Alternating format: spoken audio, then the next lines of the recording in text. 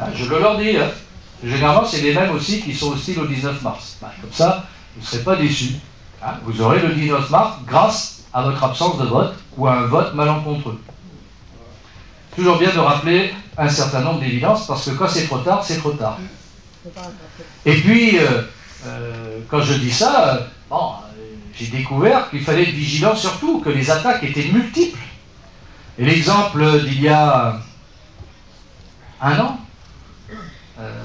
maintenant, sur le film Hors-la-loi, de M. Bouchareb, hein, qui a cru devoir revisiter l'histoire en nous donnant des leçons d'histoire pour insulter l'armée française, d'une part,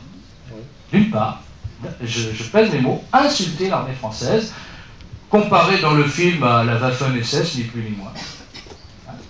Et puis, la mémoire du massacre de Sétif, qui commence d'abord par le massacre des Français, des Pieds Noirs, avant d'une répression qui a sa logique dans un ensemble plus général qui concerne tout le Moyen-Orient et qu'on occulte systématiquement.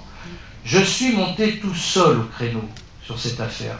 À ce moment-là, je n'ai eu personne autour de moi. Notamment ceux qui aujourd'hui viennent faire les beaux sur les enjeux de mémoire et de fraternité et blabla et blabla.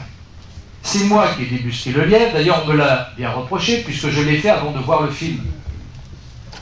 D'ailleurs, les gens de gauche, qui sont des gens respectueux, dignes, m'ont décerné un prix de la bêtise qu'ils ont inventé pour la circonstance. Je leur fais confiance en la matière. S'ils le décernent, c'est qu'ils doivent s'y connaître. Je n'en doute pas. Sur le motif de « il parle d'un film qu'il n'a pas vu ». Bah oui. Et un film, ça ne se découvre pas le jour de la projection, il y a un scénario avant. Ce scénario avait été analysé par le service historique de la Défense et j'avais interpellé le ministre de la Défense pour avoir des éléments de réponse sur ce film. Donc j'ai basé toute mon attaque sur ce film sur l'analyse faite du scénario. Et regardez la manipulation des gens de gauche bien pensants. Comment ils font pour vous passer, quand ils ne sont pas capables de vous contredire sur le fond, comment ils essayent de vous discréditer, de vous disqualifier. C'est leur méthode. Et en même temps, ils vous donnent toujours des leçons de morale. Je ne les supporte plus.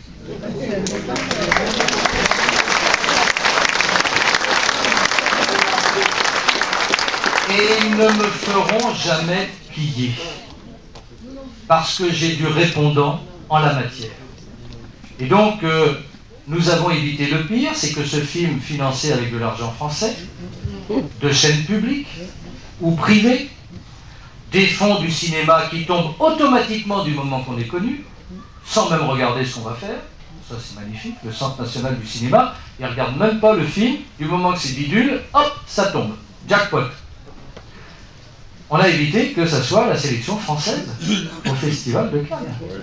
C'était ça pour moi l'enjeu. Je n'ai jamais voulu interdire le film. Je sais très bien qu'on n'interdit pas le film. Je veux simplement alerter l'opinion sur ce qu'il y a dedans. Et je voulais surtout pas qu'il soit en quelque sorte le représentant de la sélection française. Il n'a donc pas été sélectionné côté français, mais côté algérien. Très bien. Nous avons à ce moment-là, et avec les associations mobilisées de rapatriés et d'autres, effectivement, à Cannes, avec le soutien du maire de Cannes, qui l'a voulu, Bernard Brochant, c'est bien de le rappeler, organiser une manifestation dans l'ordre, alors qu'on nous attendait au virage pour le désordre, bien sûr. Hein, mais pour la symbolique, pour dire que non, il y en avait marre.